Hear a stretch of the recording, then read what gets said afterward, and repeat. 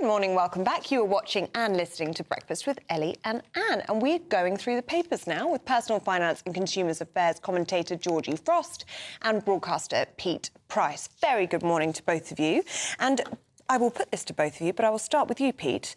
This is a very distressing article, isn't it, as part of Earl Spencer's memoir, where he alleges he was sexually abused at age 11 at boarding school. And also horrifically beaten as well. Yeah.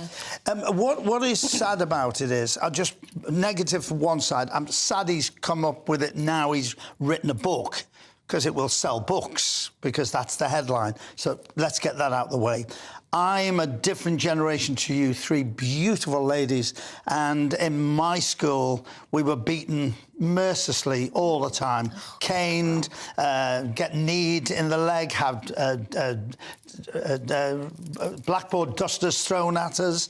It was a different world, sadly. But to be abused is unreal.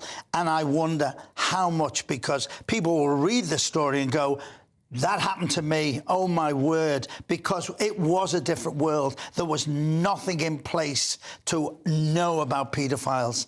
And I think it's tragic.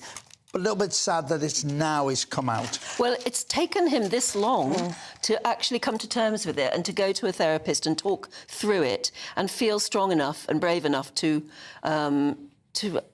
write about it, because he's come across contemporaries of his at the same school who have absolutely said the same thing happened to me, and it clearly went on at that school. It's very uncomfortable reading. Oh, it's desperately uncomfortable, and on a personal level, if this is his experience and what he's been through, it's absolutely tragic. You don't want to be reading anything like this, but you hear more and more of these cases coming out, and it is absolutely deeply disturbing. So as you rightly said, look, if it means that other people start now talking about their experiences. There's another story in the paper this morning about Labour trying to prioritise men's health. Suicide is the biggest killer of men under 50. You know, I know talking about it isn't going to resolve any of these issues that you're reading here, but hopefully it will help people come to terms with the experiences they've been through. I mean, what strikes you so much, sorry, Pete, when you read this article is just how complex it is and how difficult it was for him to unpick, because he even talks about the fact that it was abuse from a female matron towards young boys,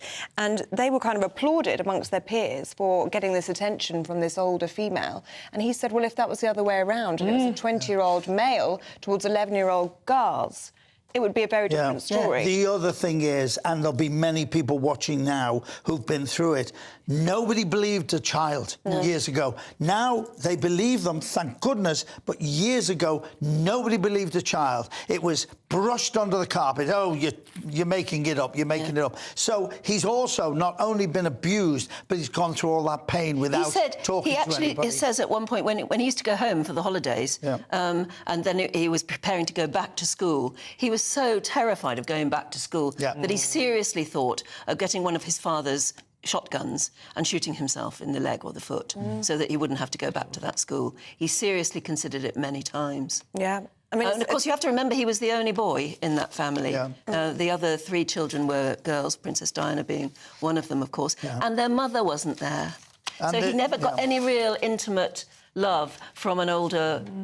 So this book and this article will bring so many painful memories back to so many people watching now. I think there's also another element of the royal family, just taking this a little bit further away from here, is what the royal family must be thinking about kind of another expose book at a time when there's a lot of attention on the royal family and where elements are and what they're doing at the moment. So I wonder how they will be feeling about this. No, he's not a member of the royal family, and actually, you know, neither. It's interesting you say that, but then it also makes the royal family human, that it happens to them as well. And hopefully it helps somebody, you know, just to speak about it so openly.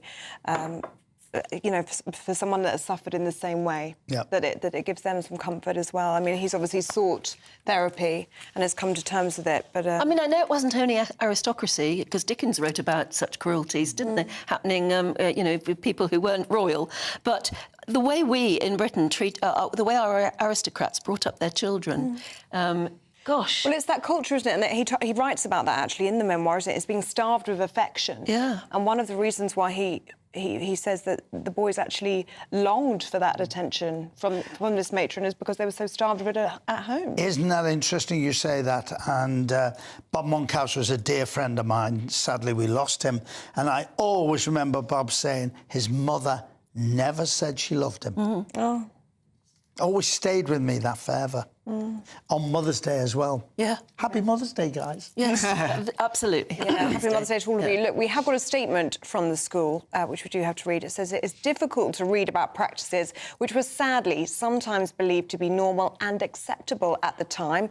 Almost every facet of school life has evolved significantly since the 1970s.